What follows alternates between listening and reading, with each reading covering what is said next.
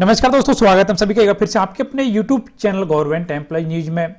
दोस्तों, एक साल में होगा जीडीएस कर्मचारियों का ट्रांसफर। डाक विभाग ने जारी किए ट्रांसफर के नए नियम। जी हाँ दोस्तों, जैसे कि यहाँ पे आप देख पा रहे हैं, ये डाक विभाग की तरफ से 22 जनवरी 2020 को जारी किया गया एक ऑफिस मेमोरेंडम है। उसका सब्जेक्ट भी यहाँ पे आप देख सकते हैं कि limited transfer facility for all categories of ग्रामीण डाक सेवक। तो यहाँ पर अब जीडीएस कर्मचारियों के लिए, जो कि लगभग 3 लाख हैं, उनके लिए नए ट्रांसफर के नियम यहाँ पर डाक विभाग की तरफ से जारी किए हैं 22 जनवरी 2020 को। और आपको इन नए ट्रांसफर नियमों के बारे में पूरी जानकारी इस वीडियो में दी जाएगी कि कितना सर्विस होना जरूरी है, कौन कौन सी फॉर्मेलिटीज आपको पूरी करनी है, फॉर्म कैसे भरना है, फॉर्म कहाँ मिलेगा, कहाँ पर आपको आपके ट्रांसफर के लिए एप्लीकेशन देना है, और यदि आप ट्रांसफर लेते हैं तो आपकी सैलरी कितनी फिक्स होगी। इसकी पूरी जानकारी, यानी इन पूरे नियम के बारे में आपको शुरू से लेकर अंत तक जानकारी दी जाएगी, इसलिए वीडियो आप पूरा देखें। जानकारी आपको जरूर पसंद आएगी, इसलिए वीडियो को लाइक करें और आपके दोस्तों के साथ में जरूर शेयर करें, जिससे वो भी इन नए नियमों के बारे में जान सकें। सब्सक्राइब कीजिए गवर्नमेंट एम्प्लॉयज़ न्यूज़ चैनल को और बेल आइकन को दबाइए हर खबर सबसे पहले देखने के लिए। दोस्तों, जैसे कि कमलेश चंद्र कमेटी रिपोर्ट लागू होने के बाद में जीडीएस कर्मचारियों के ट्रांसफर नियमों में बदलाव किए गए थे, लेकिन एक बार फिर से यहाँ पर जीडीएस कर्मचारियों के लिए डाक विभाग ने नए ट्रांसफर नियम जारी किए हैं 22 जनवरी 2020 को। तो सबसे पहले, आपसे पहले जितने भी आदेश जारी किए गए थे, उन सब आदेशों के ऊपर ये जो नए नियम है वो लागू रहेंगे, यानी कि पुराने नियम वो अब रद्द माने जाएंगे। नए नियम यहाँ पर लागू हो चुके हैं और ये नए नियम 22 जनवरी 2020 से लागू हो चुके हैं। तो सबसे पहले यहाँ पर जो मेल जीडीएस कैंडिडेट है उसे अपनी सर्विस के दौरान एक बार ट्रांसफ़र दिया जाएगा, और जो फीमेल जीडीएस कर्मचारी हैं, कैंडिडेट्स हैं, उन्हें अपने कैरियर के दौरान 2 चांस दिए जाएंगे ट्रांसफ़र के लिए। तो ये यहाँ पर पहली कंडीशन। और उसके बाद में यहाँ पर है कि आप जो अपनी रिक्वेस्ट पर, ऑन रिक्वेस्ट जब आप ट्रांसफ़र लेते हैं अपने चॉइस के स्थान पर, तो उसके लिए जो भी कॉस्ट है वो आपको खुद को वहन करनी पड़ेगी, और इसके लिए किसी भी तरह का खर्चा डाक विभाग की तरफ से नहीं दिया जाएगा। फिर यहाँ पर बात आती है कि मिनिमम सर्विस कितनी होनी चाहिए आपको। तो जिस डेट से आप ज्वाइन करते हैं, और यदि आप एक मेल जीडीएस कैंडिडेट हैं, तो आपको कम से कम 2 साल की सर्विस कंप्लीट होना जरूरी है। तो 2 साल के बाद में आप ट्रांसफ़र के लिए अप्लाई कर सकते हैं अपनी पसंद की जगह पर। और उसके बाद में जो फीमेल जीडीएस कैंडिडेट हैं, उन्हें 1 साल के बाद में ही ट्रांसफ़र उनको दे दिया जाएगा उनकी मनपसंद जगह पर। जैसे कि आप यहाँ पर देख सकते हैं कि ये minimum engagement period of 1 year from the date of regular engagement on GDS post will be mandatory for female GDS, यानी मेल के लिए 2 साल और फीमेल के लिए 1 साल की नौकरी पूरी कर लेना जरूरी है ट्रांसफ़र एप्लीकेशन देने से पहले, तभी जाके आपका ट्रांसफ़र एप्लीकेशन एक्सेप्ट किया जाएगा, नहीं तो उसको रिजेक्ट कर दिया जाएगा। उसके बाद में ऐसे जीडीएस कर्मचारी जो कि खुद शारीरिक रूप से विकलांग है, यानी किसी भी तरह की कोई विकलांगता है, या फिर उनके जो डिपेंडेंट्स हैं उनमें से कोई शारीरिक रूप से विकलांग है और उस बेस पर वो रिक्वेस्ट करना चाहते हैं, तो उसके लिए भी उन्हें कम से कम 1 साल की सर्विस पूरी होना जरूरी है, तभी जाकर उनकी ट्रांसफ़र एप्लीकेशन को एक्सेप्ट किया जाएगा। ये एक नया यानी अगला कंडीशन यहाँ पर। फिर यहाँ पर आता है कि यदि किसी जीडीएस कर्मचारी के खिलाफ कोई तरीके के कोर्ट केस पेंडिंग है या फिर कोई डिसिप्लिनरी एक्शन पेंडिंग है, उन एप्लीकेशन को इंटरटेन नहीं किया जाएगा, यानी उनको एक्सेप्ट नहीं किया जाएगा। तो आप ये भी पक्का श्योर कर लें कि ट्रांसफ़र एप्लीकेशन लगाने से पहले आपके खिलाफ कोई भी विभागीय कार्रवाई पेंडिंग ना हो, ना ही कोई आपके खिलाफ कोर्ट केस पेंडिंग हो, तभी जाके आपकी एप्लीकेशन को एक्सेप्ट किया जाएगा। और यहाँ पर अगला कंडीशन है कि past engagement period will be counted for assessing the eligibility for appearing in the departmental examination as well as for annual increment. GDS will not have any claim to go back to the previous engagement recruitment unit division in any circumstances.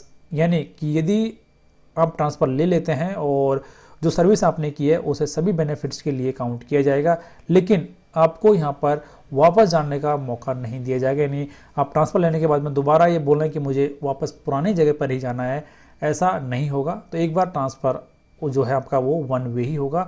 एक बार transfer ले लिया तो आप वापस नहीं आ सकते। तो आप एप्लीकेशन देने से पहले सोच समझ कर अपना एप्लीकेशन दें। उसके बाद में यहाँ पर कि when a GDS transfer to his or her on request and the transfer is approved by the competent authority, he or she will rank junior in the seniority list of the new unit.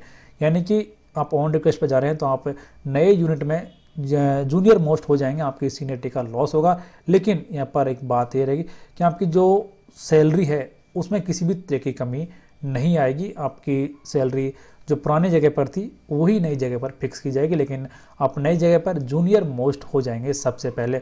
उसके बाद में आप आती है बात है mutual transfer की। तो mutual exchange facility can be provided to all GDS on completion of 1 year for female GDS and 2 years for male GDS engagement period as the case may be. यानी म्यूचुअल ट्रांसफ़र की request भी यहाँ पे 1 साल की service होने के बाद में महिला जो GDS कर्मचारी वो अप्लाई कर सकते हैं, और 2 साल की सर्विस पूरी होने के बाद में जो मेल GDS कर्मचारी हैं वो अप्लाई कर सकते हैं।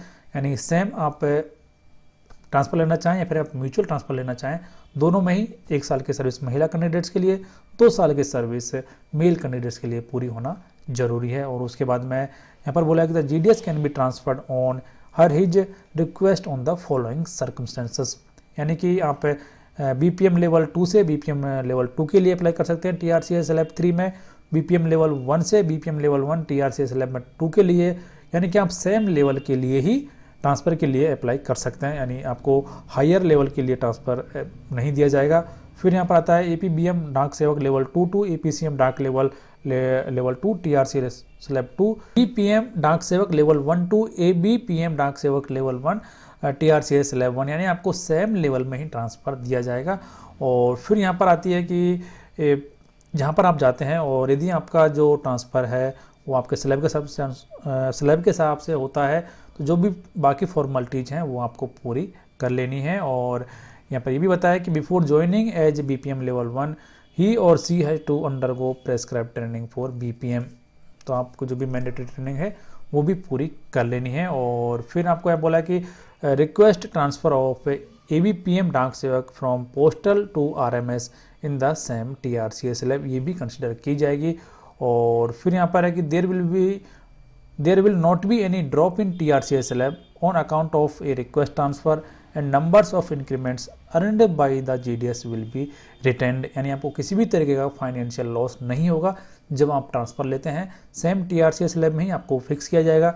जितने भी इंक्रीमेंट आपको मिले हैं उनको भी आपको बेनिफिट दिया जाएगा, यानी कि सैलरी में किसी भी तरीके का नुकसान आपको नहीं होगा ऑन रिक्वेस्ट ट्रांसफ़र लेने पर भी। और उसके बाद में all request transfers are to be considered subject to condition that verification formalities जैसे कि caste, education and police verification reports ETC should have been completed.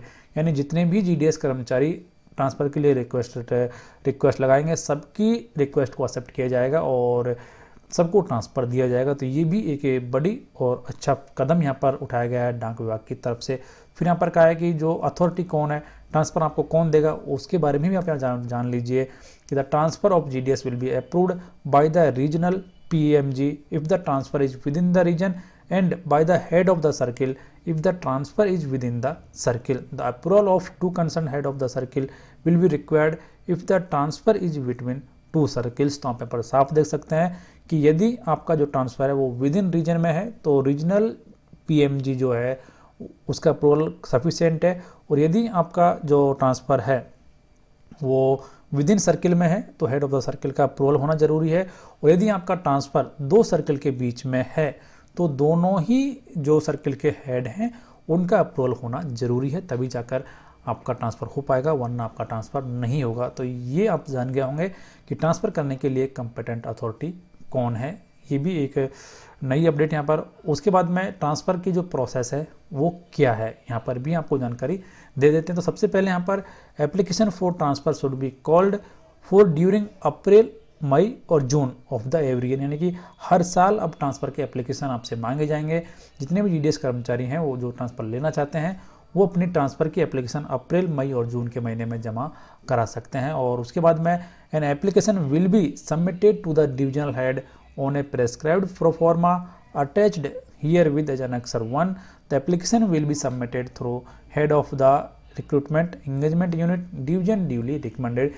यानी कि annexure 1 में एक फॉर्मेट दिया हुआ है, उसी प्रेस्क्राइब्ड फॉर्मेट में आपको आपका ट्रांसफ़र एप्लीकेशन सबमिट करना है और आपके संबंधित अधिकारी को जिस भी यूनिट में आप काम कर रहे हैं वहाँ पर आपको सबमिट कर देना है। उसके बाद में उस एप्लीकेशन को आगे भेज दिया जाएगा और उस पर कार्रवाई की जाएगी। और उसके बाद में divisional head will submit all the applications to approving authority through proper channel with factual report and recommendations.